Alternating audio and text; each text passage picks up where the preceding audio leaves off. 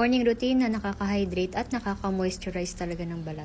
Ginamit ko lang si Dove pH Cleanser dahil ubos na ang aking Power Kit Facial Wash. Then sinunod ko naman si Power Kit Toner.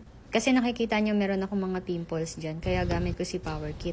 And after the toner, isusunod naman natin ang Cibo Cloud Hydrator. Perfecto kung tayo ay gumagamit ng Rejuve.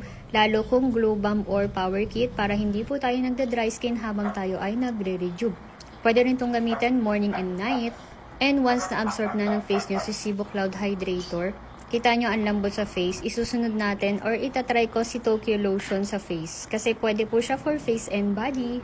Intense soothing, brightening and lightening din naman po ang ating Tokyo Lotion. Nakaka-fix rin siya kung meron tayong damaged skin. And zero white cast talaga at para kayong nag-a-apply ng serum.